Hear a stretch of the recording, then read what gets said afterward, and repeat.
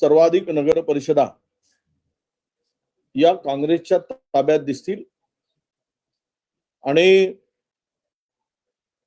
महाराष्ट्रामध्ये प्रचंड पैशाचा पूर आणला गेला, सत्तेचा दुरुपयोग केला गेला. त्यामुळं भारतीय जनता पक्ष निवडणूक आयोगाच्या सहकार्यानं 1 नंबरवर राहील. परंतु जनतेच्या आशीर्वादाने आणि जनतेच्या सहकार्याने आणि आम्ही कुठलाही बळ नसताना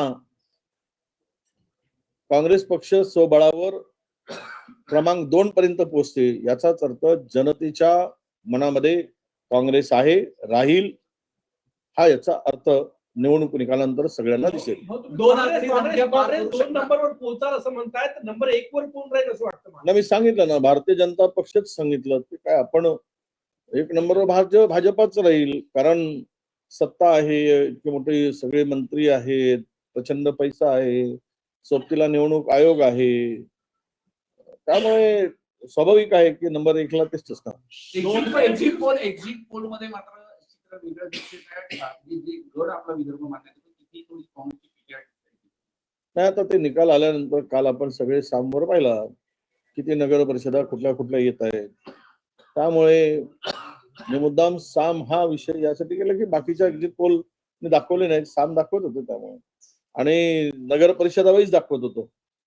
त्यामुळे आता इतर TV9, तुमचं NDTV, झी TV यांचे अंदाज जे आहेत विदर्भाच्या संदर्भात हे काँग्रेसला कमी नाही आहे. हो, यावेळी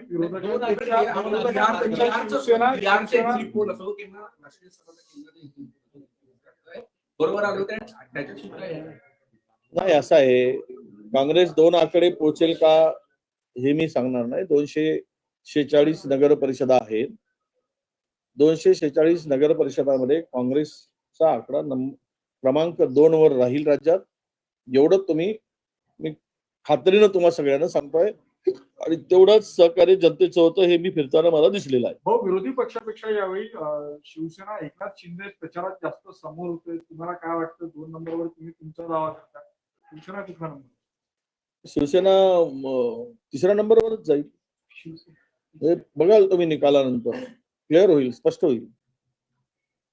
त्यामुळे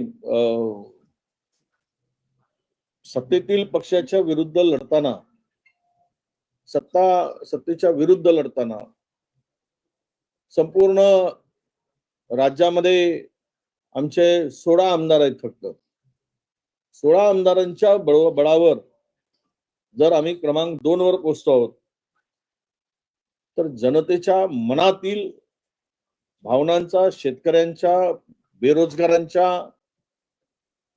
आणि महिलांच्या मनातील तो उद्रेक आहे असा त्याचा अर्थ निघेल, आणि यापासून सत्ताधारी निकालानंतर धडा घेतील असं सुद्धा आगाऊ सूचनाच मी त्यांना करतोय. विदर्भामध्ये 100 ठिकाणी 100 शहरांमध्ये मतदान होत आहे. किती आकडा तुम्हाला अपेक्षित आहे काँग्रेस?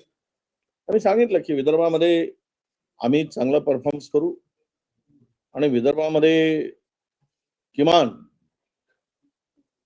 30 ते 32 नगर परिषदा ह्या काँग्रेसच्या ताब्यात तुम्हाला दिसतील.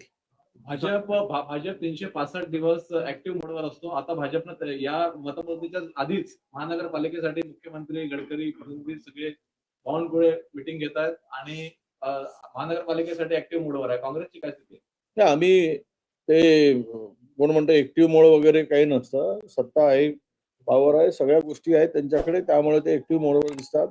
त्याच्या सोबतीला सगळी मीडिया आहे, त्यामुळे ते ऍक्टिव्ह मोडवर दिसतात. थँक्यू.